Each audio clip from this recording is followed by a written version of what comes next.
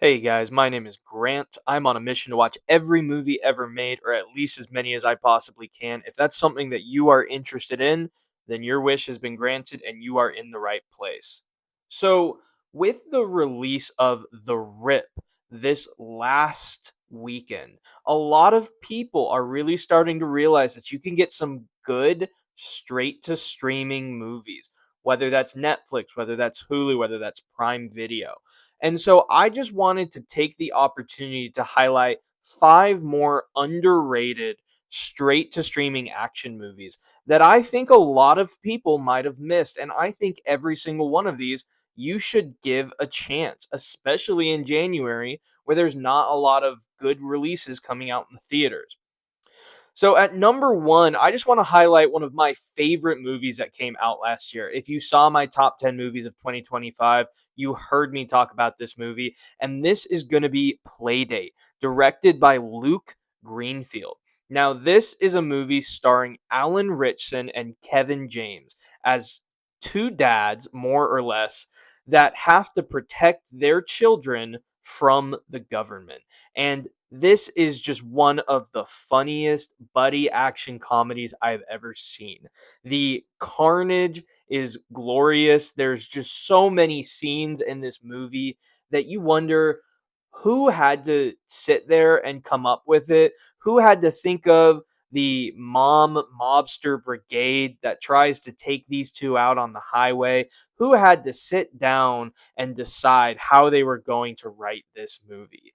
It is so silly and it is so fun to watch. You should get a group of friends together, somebody that you know would enjoy watching this movie too, and you should put it on tonight.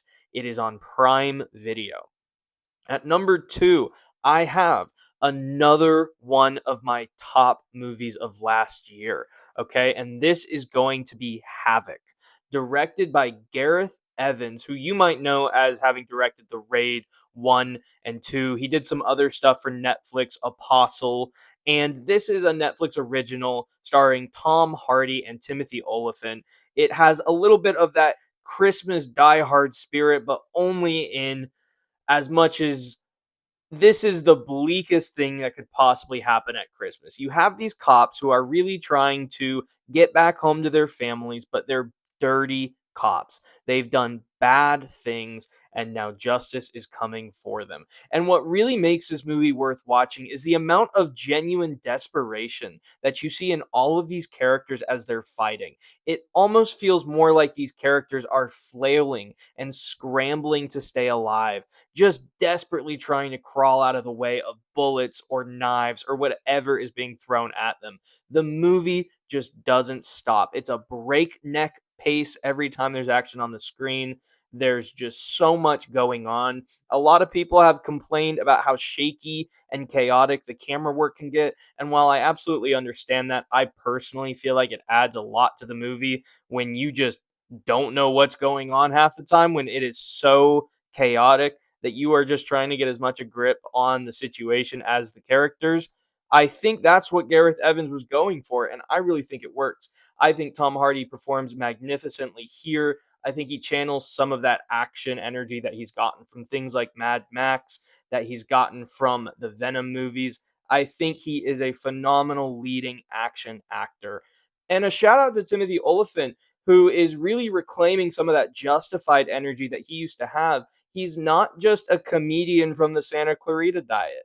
He is really able to channel this villain energy throughout this movie, this dirty cop persona that works really well. So you should absolutely check out Havoc. Like I said, it was a Netflix original from Gareth Evans.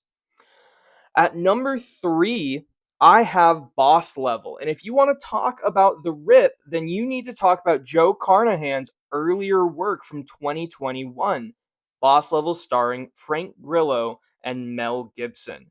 Okay, this is a Hulu release. I believe it is still currently on the Hulu streaming service. And this movie is a time loop action video game esque movie.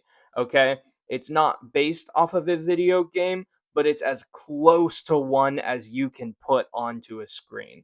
Okay, it feels like he's going through a level over and over again the entire movie, just trying to stay alive to protect the people he loves. Frank Grillo plays this former special forces operative against the evil Colonel Mel Gibson. The movie is just a good time. Frank Grillo, if you've seen him in anything, if you've seen him in Captain America, if you've seen him in The Purge, you know he knows how to fight on screen. He's going to do it here. It is just a great movie. At number four, I have the only foreign language film on this list, and it's going to be The Night Comes for Us. Now, this was a 2018 Netflix original from Indonesia, and this is Timo Tjahjanto's most violent movie ever, and probably one of the most violent movies that have ever been put onto Netflix. Okay, this is not Nobody 2.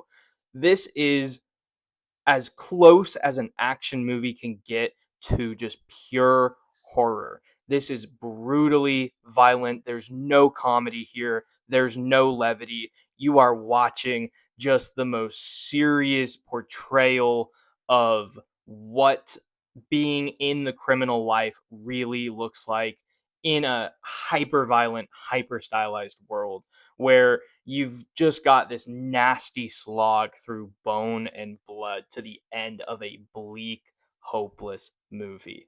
And I know that doesn't sound like it's something that you would be enjoyable to watch, but it absolutely is a phenomenal action movie. Okay, by the end of it, you are just sitting there in stunned silence at what these characters have gone through and what these actors have gone through just in order to put this onto the screen. It is a fantastic movie. Timo Tjahjanto knows what he's doing when he makes an action movie like this. It is just straight up terrifying. And finally, at number five, I have Polar. And Polar was a Netflix original starring Mads Mikkelsen. This is from Jonas Okerlund, and it is pretty much John Wick if you made it incredibly stylized, but you took away most of the hope that was present in this world. This is like John Wick if he continued down the path, never met his wife, and just got worse and worse before making a decision that really forced him into exile because of the terrible things that he's done. And now he's being hunted down by the world's weirdest assassins team.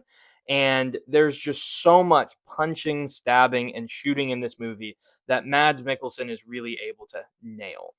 And everybody in this movie kind of just takes a back seat to what he's able to do. Even these other assassins, you are really watching this movie to see Mickelson take on the world, and he does it well. So all of these movies, I think, are fantastic action, straight to streaming thrillers or comedies, all generally in the realm of the rip. Some of them a little bit lighter, some of them a lot more serious. And if you've just watched The Rip, or if you are still looking forward to seeing it, these are just five movies that I think you should watch right alongside it. Okay, let me know what you guys think. Are there any action movies that went straight to streaming that you think I've missed? Because that is one of my favorite genres, and I would love to see it. If you want me to watch a movie, let me know, and your wish might just be granted. Thanks, guys.